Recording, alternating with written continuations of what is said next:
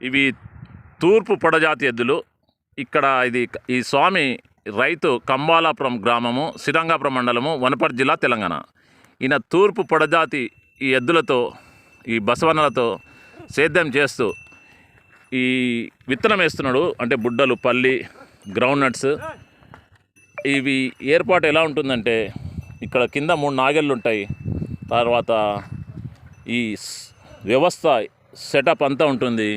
ఇక్కడ ఈ రంధ్రాలలో, బొక్కల్లో విత్తనం పోస్తే కింద పోయి ఈ నాగళ్ళ దగ్గర విత్తనాలు పడుతుంటాయి.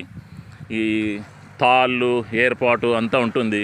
ఈయన ఇప్పటికీ సాంప్రదాయ పద్ధతుల్లో విత్తనం వేస్తున్నాడు ఈ పశువులతో. ఈ తూర్పు పొడజాతి ఎద్దులు, అంటే ఈ తూర్పు పొడజాతి ఎద్దులు తెలంగాణ రాష్ట్ర ప్రసిద్ధి చెందినవి. స్వామి విధవంశి, ఈ విత్తనం ఎట్లేస్తారు? ఈ ఈ గొర్రు ద్వారా కొంచెం చెప్పు.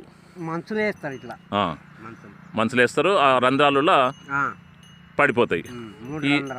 పడిపోతాయి ఈ రంధ్రాలు, ఈ బొక్కల ద్వారా కింద నాగల దగ్గర పడతాయి, మట్టిలో పడతాయి. దాన్ని పూడ్చడానికి వెనక ఇంకో గుంటుక, అలా ఇంకో గడము అరక వస్తుంది, అది దున్నుతుంది, అది పుడుస్తూ వస్తుంది.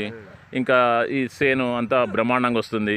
వీళ్ళు ఇప్పటికీ యంత్రాలు, ఈ ట్రాక్టర్లు, ఈ మిషనరీ మీద ఆధారపడకుండా సంప్రదాయ పద్ధతుల్లో ఈ బసవన్నలను, ఎద్దులను నమ్ముకొని, ఈ గోవులను, ఈ గోజాతిని, పశుజాతిని నమ్ముకొని సేద్యం నడిపిస్తున్నారు.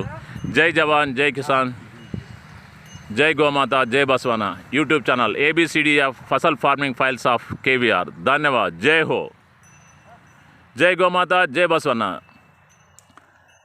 जय गंगा माता, जय भूमाता, जय हो.